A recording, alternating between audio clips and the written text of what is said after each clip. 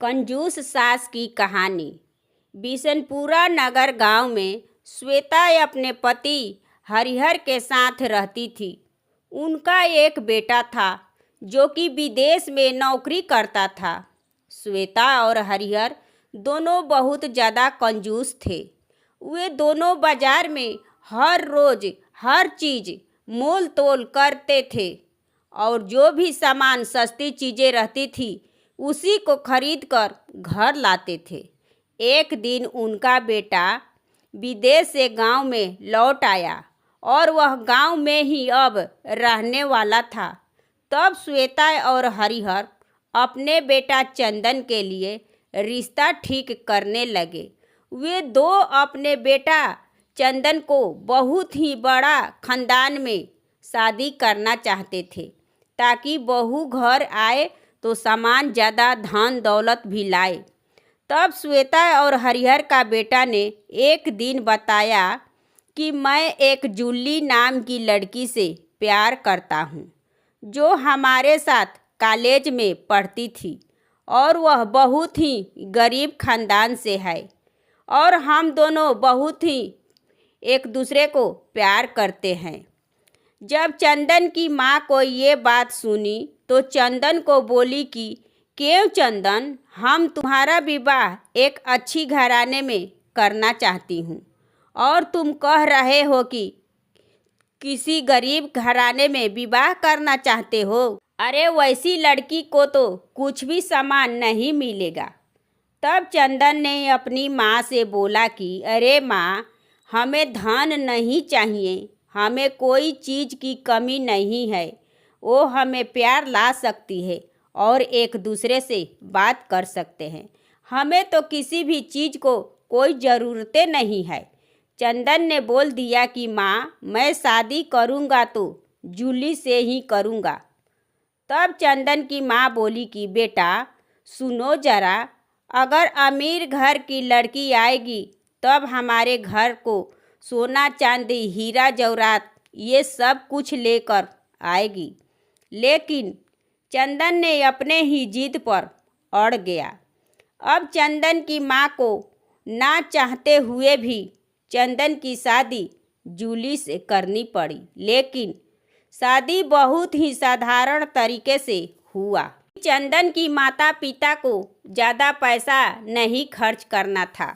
जब चंदन और जूली का शादी हो गया तब चंदन की माँ जूली को अपने घर से निकलवाने की अलग अलग चालें चलने लगी। जैसे कि जब भी जूली किचन में खाना बनाकर आती तब श्वेता उसको खाने में बहुत ज़्यादा नमक डाल देती थी और फिर ज़्यादा लाल मिर्च पाउडर भी डाल देती थी और जब भी खाना खाने बैठती तब तमाशा करने लग जाती। बोलती कि क्यों चंदन, ये लड़की तुम्हारी पसंद की है ना, इसे तो ढंग की खाना भी नहीं बनाने आता। लेकिन जूली बहुत शांत दिमाग की थी। वे अपनी सास की हर बात चुपचाप सुन लेती थी। एक दिन चंदन को ईमेल आया फिर विदेश जाने का। तब चंदन ने जूली से बोला कि जूली, मुझे फिर कुछ दिनों के लिए विदेश जाना पड़ेगा। मुझे एक बहुत बड़ा कॉन्ट्रैक्ट मिला है। जैसे कि कॉन्ट्रैक्ट ख़त्म होगा वैसे ही मैं यहाँ पर आ जाऊँगा। अब यहीं पर तुम रहना। जूली ने बोली कि ठीक है जी, आप जाइए। चंदन और जूली की बात उसकी माँ ने चुपके से सुन ली। अब श्वेता मन ही मन बोल रही थी कि अब मेरा बेटा विदेश नहीं जाएगा तो पैसे कहाँ से आएगा। चंदन विदेश चला गया। 2-3-4 दिन बीत गया। इसके बाद एक दिन जूली ने अपना सारा काम ख़त्म करके अपने कमरे में बैठकर टीवी देख रही थी। जूली को टीवी देखने पर श्वेता ने बहुत ज़ोर ज़ोर से चिल्लाने लगी, जूली, तुम सारा दिन बैठी रहती हो टीवी के पास। सास की जोर की आवाज़ सुनते ही जूली अपने कमरे से दौड़कर आई। बोली कि क्या हुआ माँ जी। तब सास ने बोली कि हर कमरे में पंखा चलता है और वॉशिंग मशीन चलती है, टीवी चलता है, तो इस महीने का बिजली बिल बहुत ज़्यादा आएगा ना। और तो और ऊपर से टीवी भी तुम चलाती हो तो बिजली का बिल बहुत ज़्यादा देना पड़ेगा। अब न टीवी चलेगी और न वॉशिंग मशीन में कपड़े धुलाई होगी और न पंखा चलेगा, बस सिर्फ एक पंखा चलेगा। इतना बात जूली को बोलकर श्वेता अपने कमरे में जाकर खुद पंखा चालू करके सो जाती है। तभी सास की बात को सुनकर जूली को बहुत दुख लगता है, लेकिन जूली किसी से कुछ भी नहीं कहती है। जूली ने चुपचाप अपने कमरे में जाकर टीवी और पंखा को लाइट की स्विच बंद कर देती है। कुछ दिन ऐसे ही बीत गया। श्वेता ने अपनी बहू को परेशान करने की एक मौका भी नहीं छोड़ती। वे हर रोज़ कुछ न कुछ बहाना ढूंढती रहती है और अपनी स्वभाव से तो बहुत ही कंजूस ही थी। श्वेता जब भी बाजार जाती तब सबसे सस्ती वाली सब्जियां खरीद कर बाजार से लाती और वही सब्जी बहू को बनाने को कहती। श्वेता ने तो जूली के नाक में दम ही कर दी थी। एक दिन की बात है कि जूली की घर के सारे काम खत्म करके आलू के पापड़ बनाई और थक कर अपने कमरे में जाकर पंखा चालू करके आराम करने की सोची। तब देखी कि कमरे में ससुर जी सोए हुए थे। तभी वहाँ पर सास ने आ गई। बोली कि क्या हुआ बहू? जूली ने बोली कि माँ जी, आज मैं सारा दिन धूप में पापड़ बनाई, इसलिए अपने कमरे में आई थी कि पंखा को थोड़ी चालू करके आराम कर ले। मैं बहुत थक गई हूँ। तब जूली के सास ने बोली कि बहू, तुम्हारा ससुर जी सोए हैं, अब मैं उनको जगाऊंगी तो नहीं ना। ये लो हाथ की पंखा, तुम इसी पंखा से आराम कर लो। फिर एक दिन एक साड़ी बेचने वाला आया। तब जूली ने साड़ी देखने लगी। तभी वहाँ पर श्वेता आई। बोली कि बहू, ये तुम क्या कर रही हो? जूली ने बोली कि माँ जी, मेरी सारी साड़ियाँ पुरानी हो गई है, इसलिए मैं ये नई साड़ियाँ को खरीद रही हूँ। तब श्वेता बोली कि बहू, तुम्हारे मायके से कितनी सारी साड़ियाँ मिली है, तुम फिजूल का खर्चा क्यों कर रही हो? सास ने जूली पर बहुत ही गुस्सा हो गई। जूली ने रोते रोते घर के अंदर चली गई। तब उस साड़ी वाले ने बोला कि बहन जी, आपके बहू का इतना मन है तो ये लीजिए, एक साड़ी इतनी महंगी थोड़ी है। तब श्वेता ने बोली कि हमारे बहू अपने मायके से कोई खजाना लेकर आई है कि मैं उसको साड़ी खरीदूं। फिर एक दिन जूली की माँ कुछ फल, मिठाई और ताज़ी ताज़ी सब्जियां लेकर आई। जूली के घर से मिलने के बाद भी तभी सास ने जूली की माँ को देखी तो बोली कि हे भगवान, इतनी महंगाई में ये क्यों यहाँ पर आई है? जूली की माँ जब जूली को देखी तब कही कि बेटी, तुम इतनी कमज़ोर लग रही हो, तुम्हारा तबीयत तो ठीक है ना?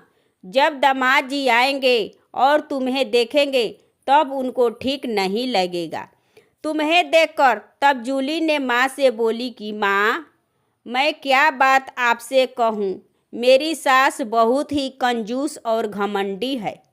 वे घर में दिन हो या रात पंखा को नहीं चलने देती है। पूरा दिन इस गर्मी में बिना पंखा का रहना पड़ता है। बोलती है कि बिजली का बिल ज़्यादा आ जाएगा। माँ बेटी की ये बात श्वेता ने सुन ली।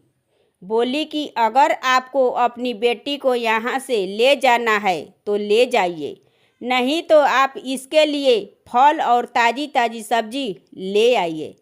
श्वेता ने फल सब्जियाँ लेकर किचन में चली गई और उसमें से एक फल निकालकर खाने लगी। बोली कि वाह, आज कितने दिनों के बाद मैं ये फल को खा रही हूँ। तभी जूली की माँ जूली से मिलकर अपने घर चली गई। जूली को काम करते करते चक्कर आने लगा और चक्कर खाकर जूली गिर गई। तभी सास ने डॉक्टर को घर पर बुलाई। डॉक्टर ने चेकअप किया, बोला कि इन्हें बहुत ज़्यादा कमजोरी हुआ है। तब सास ने बोली कि इलाज के लिए कितना पैसा लगेगा। डॉक्टर ने बताया कि करीब 2000 रुपया लगेगा। तब सास ने सोची कि क्यों न हम अपना घरेलू नुस्खा से इसका इलाज करूं। जूली की तबीयत दिन पर दिन बिगड़ती गई। फिर अचानक चंदन ने विदेश से घर को लौटा। देखा कि जूली बेड पर पड़ी है। जूली ने चंदन को कहने लगी कि जूली, तुम्हारी तबीयत को क्या हुआ है? माँ पिताजी कहाँ है? जूली ने रोते रोते चंदन से सारी बातें बता दी। चंदन ने जूली को लेकर डॉक्टर के पास गया और इलाज कराया। फिर चंदन घर आया तब अपने माता पिता पर बहुत ही गुस्सा हुआ। बोला कि अगर मेरी पत्नी जूली को कुछ भी हुआ न, तब समझ जाइए कि आपका बेटा भी इस दुनिया में नहीं है और न मुझसे मिलने की कोशिश करना और बात भी नहीं करना। तुम चंदन की बात से दोनों पति पत्नी की आंखें खुल गई। वे दोनों तुरंत अस्पताल चले गए और जूली को ठीक होने की दुआ भी की सलामती करने लगे। कुछ दिन के बाद जूली का तबीयत ठीक हो गया। अस्पताल से घर लौटकर जूली आ गई। तब सास ने जूली से माफ़ी मांगी। बोली कि हमें कुछ दिन के बाद जूली का तबीयत ठीक हो गया। अस्पताल से घर लौटकर जूली आ गई।